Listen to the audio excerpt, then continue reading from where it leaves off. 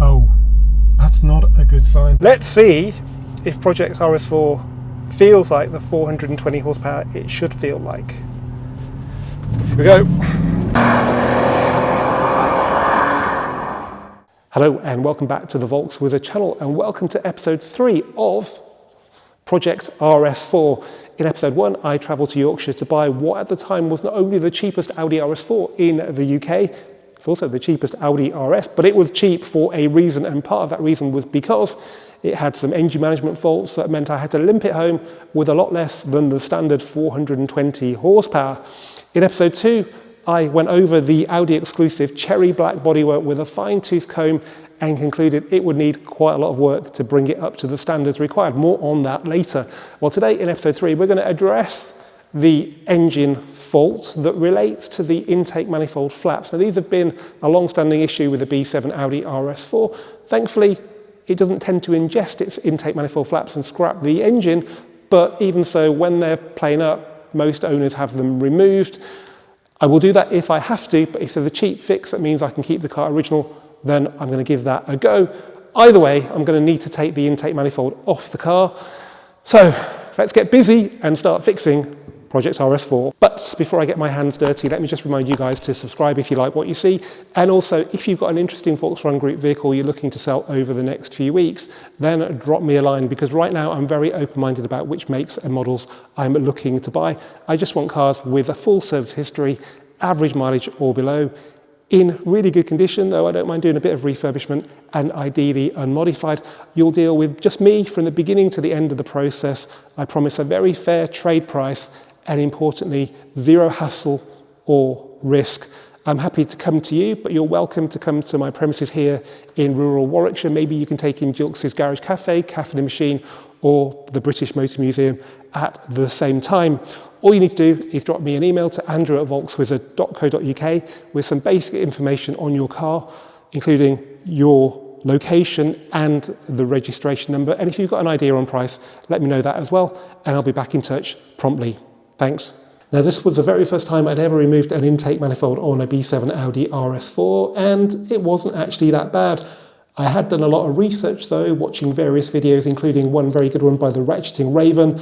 I'd also downloaded the official Audi workshop guide from Irwin, which I'm looking at my phone while I do the work. The hardest bit for me was removing the PCV block, which sits right at the back of the intake manifold. There's not an awful lot of room between it and the bulkhead, and it's held in place by 2 bolts, so you need a very small ratchet and very small fingers as well. But I'd be quite happy to do one again, because next time it would be a lot easier, and it's also very satisfying once you finally get it off. With the inlet manifold off, I can test it in the 3 ways required. The first way is mechanically, to make sure all the linkages work and the flaps move correctly. The second way is to vacuum test the diaphragms to make sure they operate the linkages correctly, and then electronically test as well, because we have these 2 position sensors located at either end of the manifold that report back to the computer. So if all this is working correctly and these are incorrect, then you're going to get faults. So let's start off then with the vacuum test. We're going to use this vacuum pump, very cheap tool, very useful, and we're going to attach it to the diaphragm. So this gets vacuum based upon an ECU signal from a valve and operates the tumble flaps in the inlet manifold accordingly. So if we do this, it should mimic that situation, and hopefully you can see the flaps moving and the arm moving. What is interesting is that if I open the tumble flaps with vacuum,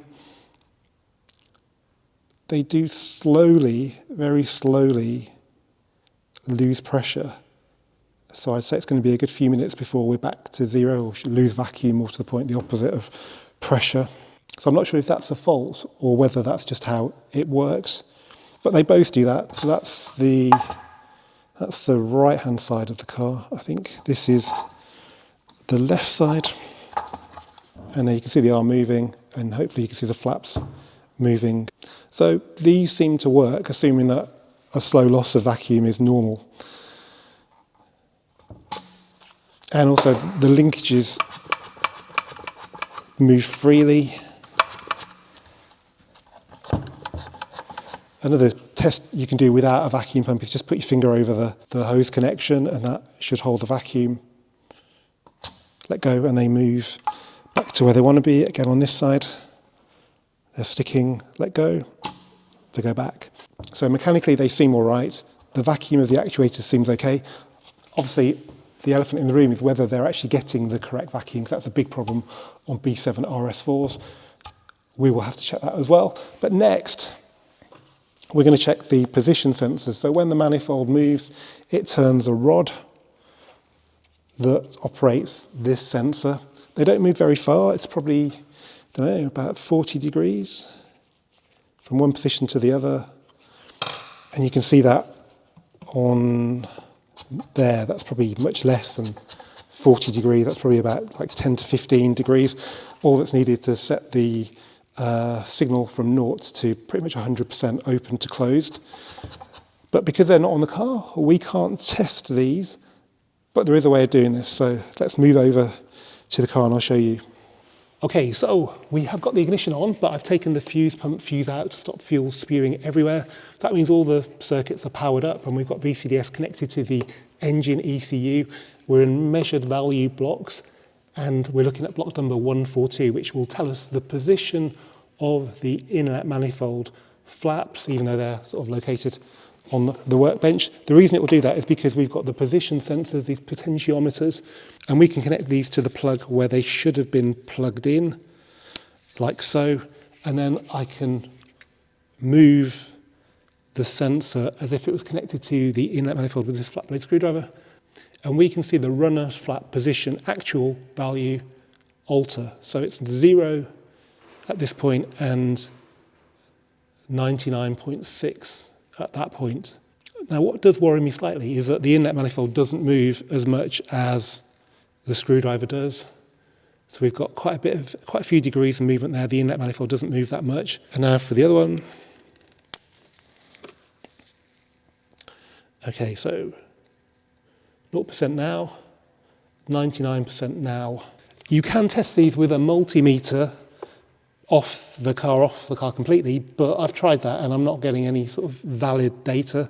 And what's even weirder is that when you get the data for these genuine ones, they're completely different to this 20 quid Chinese one. The resistance is massively different. And yet when you plug this in, we get a valid response. So again, 0% on the left, and then 99.6 when it's moved a few degrees clockwise. Now, one thing we need to check is one-way valves in the system work correctly. So if we attach the vacuum pump to the valve, it should hold pressure, hold vacuum, sorry, in one way, that way. And then if we put it on this side, it should just suck right through it, which it does. So assuming this is on the right way round, which is white towards the front of the car, that works fine, but there's a lot more to check yet, because the vacuum system goes all the way from the front of the car to the exhaust flaps at the back. And if there's a leak anywhere in that system, then you'll get big problems. And I do know there is a problem with the exhaust flaps. And that problem is that this exhaust valve on the right-hand side of the car is shut. So you can see it on the left-hand side of this tailpipe. But this isn't a problem that will affect the vacuum. What you often find is that people have unplugged the vacuum from the valve to make the car stay in its loud mode with the valves open because they need vacuum to close, and they haven't blocked up the hose, or the hose has got damaged, and then you get a vacuum leak back here that actually is directly connected to all the vacuum stuff in the engine bay. This car checks out just fine, but we do have a problem in that the valve is stuck shut, and normally you can free them off, but the problem we have is that the linkage, which you should be able to see there's the valve, there's the linkage that goes to the flap, it moves with vacuum. I'm using the gauge, but unfortunately it's disconnected from the flap, so it's obviously broken. So I think the solution in this case is to just open the flap manually, like so, and then we get the full V8 burble all the time, and it's not that loud even with the flaps open. Obviously I'm going to make sure I reconnect the hose to this plastic tube that connects the two tailpipes.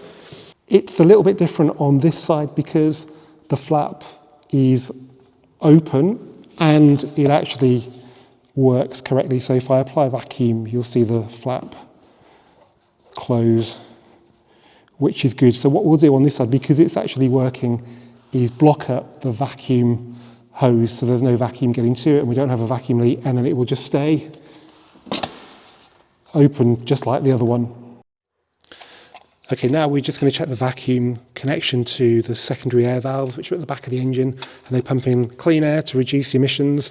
So the valve here, which they're supplied with vacuum from, so let's just see if we can maintain vacuum on those.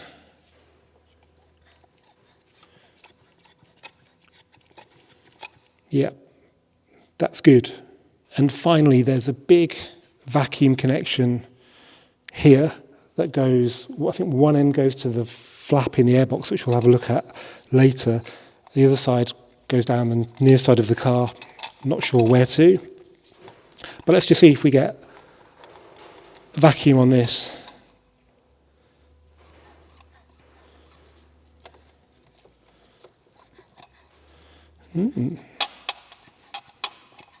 Ah, no. Okay, there's quite a lot of hose, so it's taken a bit of time to create the vacuum.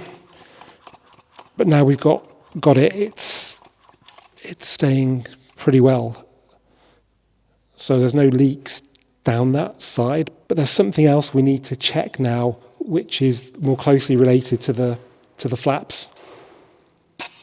Okay, this is the electric solenoid valve that controls the vacuum flow to the vacuum valves on the inlet manifolds that operate the inlet manifold flaps. So we just need to check this. It's getting on for 20 years old. So let's see if it holds vacuum.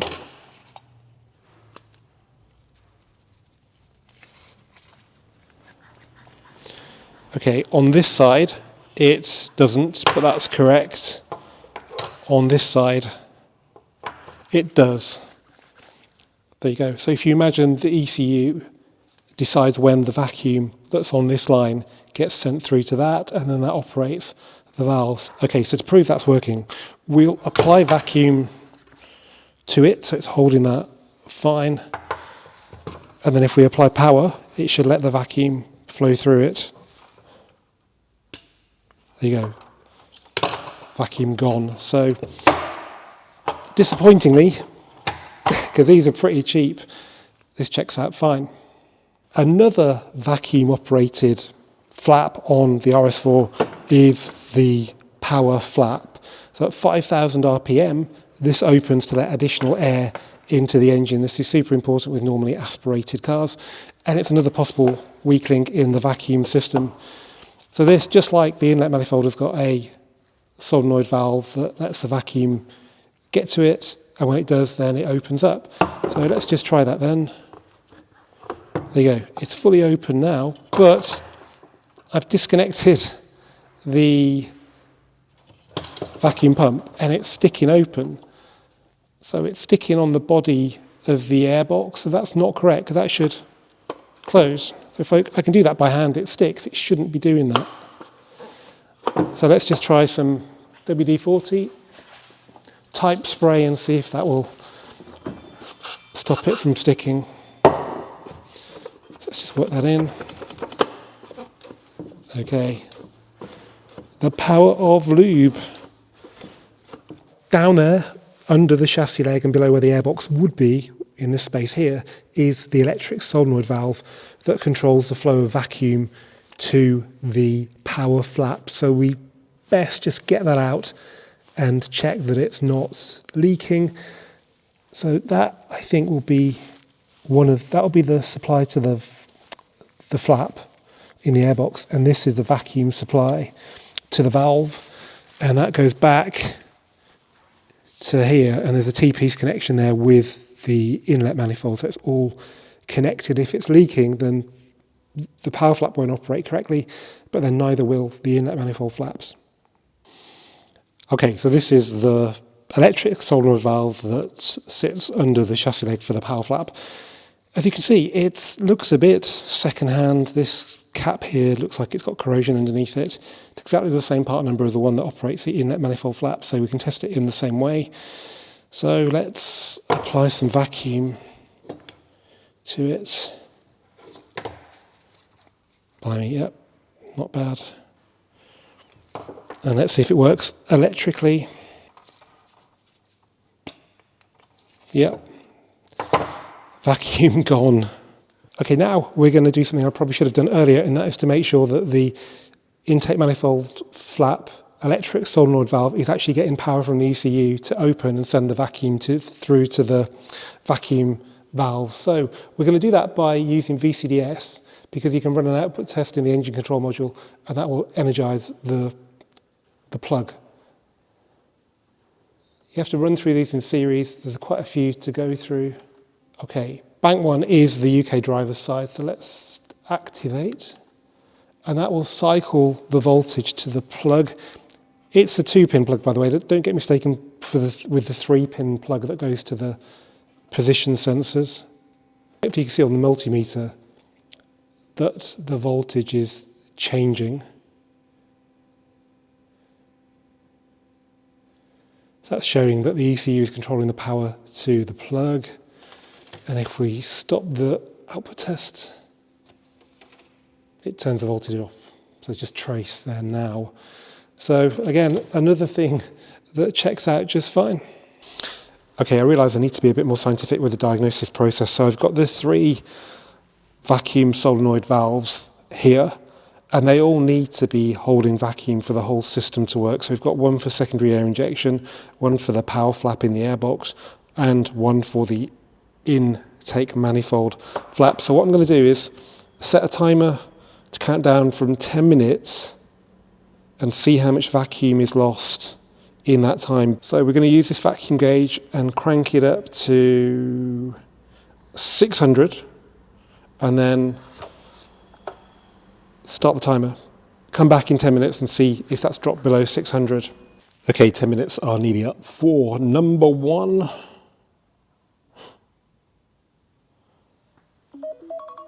So where are we at? We are at about 450, so it's lost a quarter of its vacuum. Now let's try number 2. Where are we on the gauge? We are once again at 450. Okay, nearly at the end of number 3's test. What do we have on the gauge? We have 400. So that's quite a bit less than the others, although I'm slightly concerned that a bit of leakage might be normal, hence why these two have been the same. So I need to buy a new one and just see how much vacuum that loses over time. So that's 10 minutes, so yeah, 400. Prices, as usual, are all over the place when it comes to these solenoid valves. GSF are offering a Pierberg one, which is original equipment quality. They're a name that goes back with Volkswagen for many decades. Always good when it comes to carburetors on Mark II Golfs, but their valve there is 34.55. That includes a 20% discount for no good reason. So 34.55. It's free delivery, but if you go to eBay, there's the same part number, 25.99 plus 20% off. So I think I should buy all 3 of them just to replace them all. The 2 under the inlet manifold for the secondary air injection and the intake manifold flaps are just worth replacing anyway, because you don't want to do that job again. I can't see anything else wrong down there. Just over 20 quid per valve, including VAT. Let's get that paid for. Now, when the new parts arrived, as you can imagine, I couldn't resist seeing how well they held vacuum.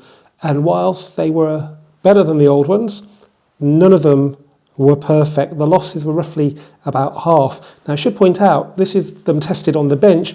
If you put them on the car, particularly the ones under the inlet manifold, they're going to get hot, and that can seriously affect how well they perform. So it just made perfect sense to replace all 3. Okay, so just to recap then, the old ones went down from 600 to 450, and then one of them was actually worse than the other 2, went down to 400.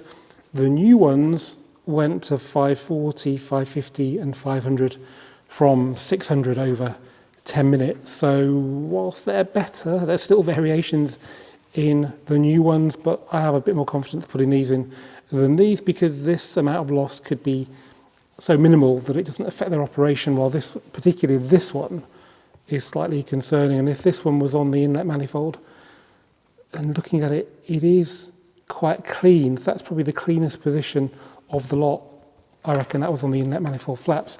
So now we can refit the new vacuum solenoids onto the inlet manifold. One goes underneath it and one goes on it.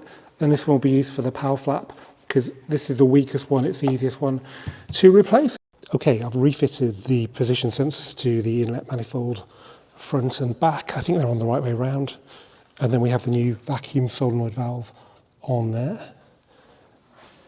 The airbox base is back in now with the new solenoid valve down there for the power flap. And then down here we have a new solenoid as well for the secondary air injection system. This, by the way, was the old air filter.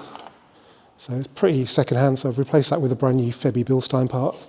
Date on there was 2020, so it's probably a good few years old. So yeah, let's get this and all this back on there. And now the intake manifold is back on. I haven't put things on like the brackets that hold the carbon covers because I might need to take it off again and they're not necessary for the engine to run correctly. It's not that bad a job to do, but you do need to be organised because you're disconnecting a lot of things and you also need to be prepared for things to break along the way. This is part of the breather hose that runs across the top of the engine. It broke into two when I touched it and other bits of it had been taped together with the electrician's insulating tape. Second-hand, these are £200 and they're probably not going to be any better. So I've got some rubber hose on for now, but I've ordered a silicone hose with the right degree of bend in it that should work at least as good as the original, and you can't see it anyway because it's under the carbon cover when I put that back on. Something else I want to mention is that because I was standing up for 3 hours and leaning over like this, it really hurt my hamstrings the next day. So it's always a good idea to stretch your hamstrings regularly if you're doing this job, particularly if you're as old as I am. Okay, now let's plug the VCDS in, start the engine up, and keep our fingers crossed that we don't have any fault codes. Key, clutch, button. Oh, no warning lights. That's a good sign. Oh, that's not a good sign. That looks pretty familiar, so let's fire up VCDS. Not good. Same as before. Same as before. Stuck open and stuck closed. That is odd. Let's just go into basic settings, see if we can, that will fix it. No, so it says error there, so that's the problem. I probably should have done this before taking the intake manifold off, but once you run the engine and turn it off, it does store some vacuum and that allows you to operate the intake manifold flaps with VCDS output tests. Here you can see they're working perfectly. I've got to try and swap the sensor, even though it's a knockoff one. We'll just give it a go. Now we'll buy a genuine Audi parts in due course if it does fix a problem. This was really bought just for testing purposes. Now it is possible, if a little fiddly, to get the sensor off with the intake manifold in situ. There isn't an awful lot of room between it and the front panel of the car, but you can get a spanner in there just about. I'm using a brake nipple spanner with the Torx bit secured into it with a little bit of plastic.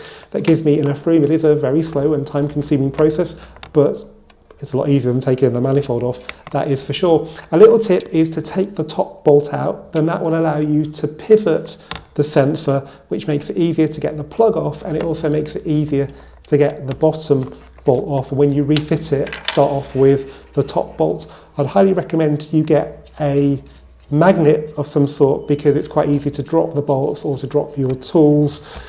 But other than that, it's a pretty straightforward process. So let's keep our fingers crossed that it works. So let's get into VCDS. I've been using this now for 23 years and it's brilliant. There are other devices more suitable for home users, but for this proper hardcore work, you cannot beat VCDS. Let's go into fault codes then, keep our fingers crossed. Yeah, maybe we should just start the engine. So foot on the clutch, which always seems weird in an Audi RS. And they've gone out. Hopefully you can still hear me. Okay, fault code. One fault code, but it's right engine mount solenoid valve, which is something else I'll have to look at in the future. It doesn't really affect the way the car drives. We have no other faults, which is brilliant. Let's clear that. Let's just check the second engine module. No fault code found. Okay, now let's see if we can run the intake manifold flap adaptation, because before we were getting just error. So into basic settings, and then down here is intake runner flap adaptation, and then let's initiate it now. You can see it's running. Will we get error? No! We've got okay. That's a really good sign. So clearly the car is a lot happier with the new sensor fitted, but will it stay happy during a test drive? Well, let's go and get some petrol and find out. Keep your fingers crossed. Okay, we made it to the petrol station. No problem, no lights on the dash. I put Tesco 99 Momentum in because these cars are really fuel sensitive. So with that, the new air filter, the working power flap, and sport mode on, it's all set now to see how quick this car really is. It's worth just pointing out that it already seems better on fuel. Some of you noticed that in the 100 miles that I did in episode 1 when I collected the car, it used half a tank of fuel. Well, it seems to be getting into the mid-20s now, which is good because these cars are pretty bad when they're working correctly. We don't want them to be any worse. We're going to do a second gear run from 2,000 RPM to 8,000, which should keep us below the 60 mile an hour of this road. There are no junctions on this road. It's really quiet. Let's see if Project RS4 feels like the 420 horsepower it should feel like. Here we go. 2, 3, full throttle, 4, 5, 8,000 RPM. So the 5,000 RPM kick these cars should have is present and correct. Below that, because they're not turbo, they can feel a bit flat, but if you wind them up, the power flap opens and they go like sting. I think there was even a bit of torque steer then, so that is a good RS4. Whether it's 420 horsepower, I don't know. You need to get it on a dyno. So if you've got a dyno and you want to help me with a video to find out how fast this car is, then get in touch, Andrew at volkswizard.co.uk. Let's just do that again then. So 2,000 RPM, 2,500, 4, 5, 6, 7, 8.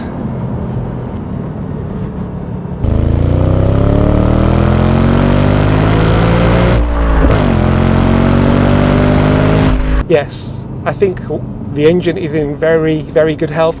There's still a lot more to do to this car, some of it mechanical. Mainly I need to sort out the bodywork because, you know, it's an Audi exclusive RS4, it needs to look good and it's a little bit shabby.